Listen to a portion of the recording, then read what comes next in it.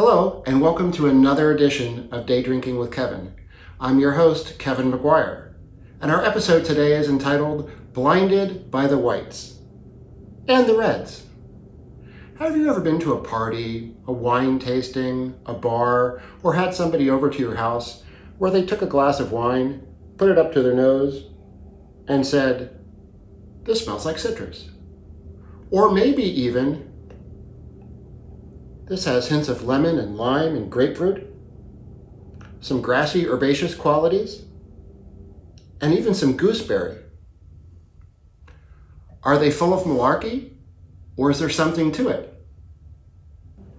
Wine is one of the most complex liquids in the world. In fact, it's the second most complex liquid next to human blood. So when people say they taste lemon or lime or grapefruit or boysenberry, cherry, plum, blueberry, blackberry, leather, chocolate, tobacco, tar, roses, these are how their mind is perceiving the scents and the flavors that they're getting from the wine.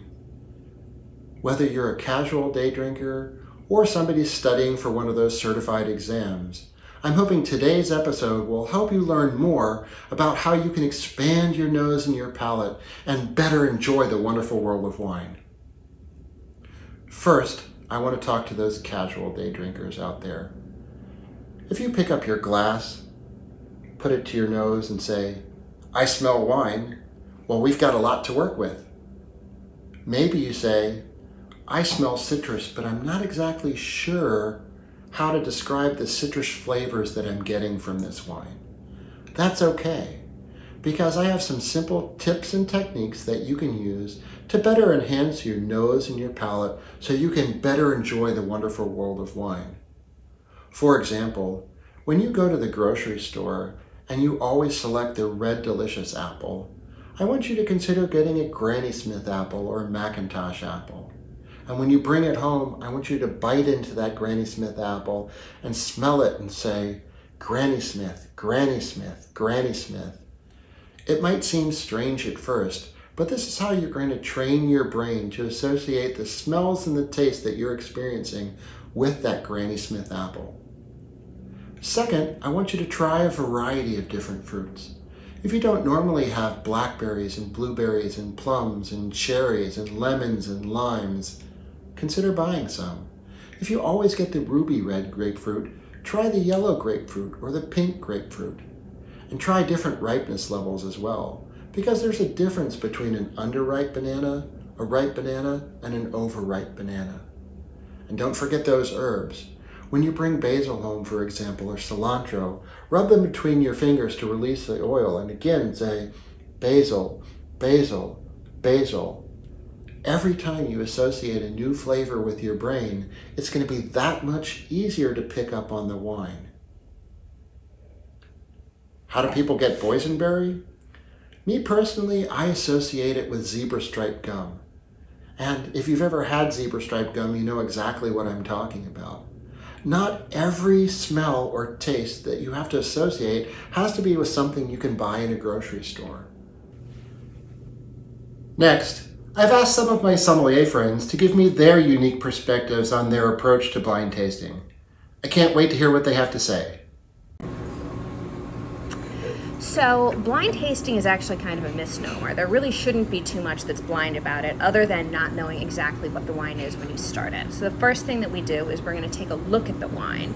Not this way, but this way. Look through the wine onto a white piece of paper. This is going to give us indications. Already right off the bat, there's a few things I know this wine can't be.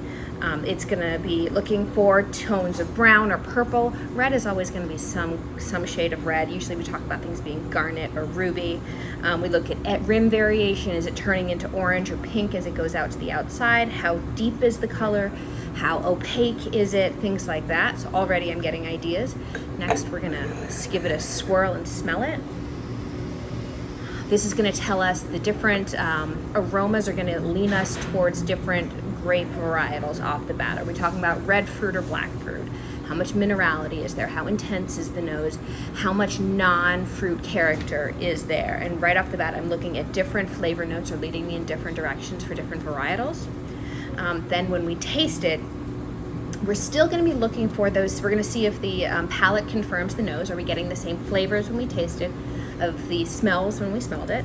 But we're also going to look a lot at structure. So I'm going to be looking at the texture of the wine, how full-bodied is it, how much tannin is there, how much acidity, how much alcohol, and how much sugar.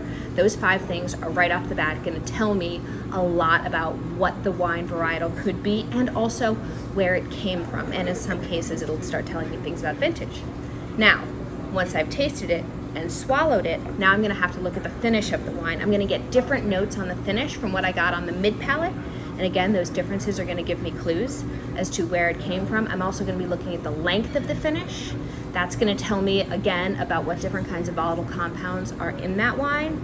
And once I've swallowed it, that's really when I find out how much alcohol is in it, how it feels on my palate, when I'm tasting it, and after I've had it, are all going to give me a bunch of clues. So once I've smelled it, I've looked at it, I've tasted it, I have all of this information here. Now, I take that information, I break it down, and I use all of the knowledge that I've gained in my decades in this business, and I know exactly what wines it can't be immediately. It's very full-bodied. I know it's not going to be a Pinot Noir. It's medium-bodied with very high alcohol. It can't be something like Nebbiolo. Right off the bat, I can really just eliminate a bunch of things. It's going to narrow the field. Once I've narrowed the field, I start looking at the minutia of the wine. One thing that I use a lot is, do I like it? We don't really talk about that a lot, but I do. There are certain preferences that each somm is going to have. And if it's something that I really like, it's going to lead me in certain regions. If it's something that I can appreciate but don't necessarily enjoy, it's going to kind of lean me towards others. But by having the knowledge base plus the information that I'm getting from the glass itself, that is going to lead me to a conclusion. This wine is old world, new world, hot climate, cold climate, young, old, in the aging process. All of this is going to lead me to a conclusion, and that's when I get to declare this wine is a 2018 vintage Côte du Rhône Grenache dominant from a mid-level producer. Cheers. G'day guys, I'm Mike from Vino Bistro and from the Wine House in Fairfax. Today we're going to talk about blind tasting and how to blind taste, just briefly, a little intro. It's not necessarily about drinking as much wine as you can until you're blind, or you close your eyes and you can't see anymore. There is actually a bit of a method to the madness where you actually, tasting, we do 3 things of course. We look at the wine. This can determine the depth and the intensity and any colour and aging to help us understand the wine. Of course we swirl it around and we smell the wine to release its volatile esters and airborne aromas. And in there what we're doing is we're looking for primary or secondary characteristics in the wine. So we want to know whether the smell is coming from the grape itself, like fleshy raspberry, strawberry, blackberry, blueberry, or whether it's perhaps secondary or tertiary characteristics like dried fruit characteristics and herbs and spice, which would be an indication that the wine is showing some bottle age. And of course we taste it, and when we taste it, we swirl it around our mouth and we activate different senses in the palate that help us lead to understand more about that wine. So when you're tasting as well, these pros and guns out there, when they taste, they don't just taste the wine and say this is what it is. What they do is they go through a process of working out what it's not. So this wine, for example, we look at it, it's not going to be a white wine, is it? No. And looking by the colour, it's not going to be a Pinot Noir because of its depth and its intensity. So we go through a process through the tasting, through looking at it, through smelling it, through tasting it, working out exactly what the wine's not. And then you dive into your banks of knowledge and work out, based upon what you know about this style of wine that you're tasting, working out possibilities that it could be to be able to lead you down the path of a best informed decision of what you're actually tasting. So that's it in a nutshell, and that's a blind tasting little intro, and thank you. I'd like to thank Cass and Michael today for giving us their insights on blind tasting. Even though this was just an introductory video, if you're studying for the certified exam or any of the WSET exams, rest assured I'll be posting a more detailed approach to blind tastings very soon. I want to remind you that if you enjoyed this episode of Day Drinking with Kevin, please consider subscribing and give me a thumbs up. And if you have any ideas for future episodes, go ahead and put them in the comments or email me at daydrinkingwithkevin@gmail.com, and I will be happy to incorporate your ideas into future episodes. It's been wonderful spending this time with you today, and until next time, I say salute.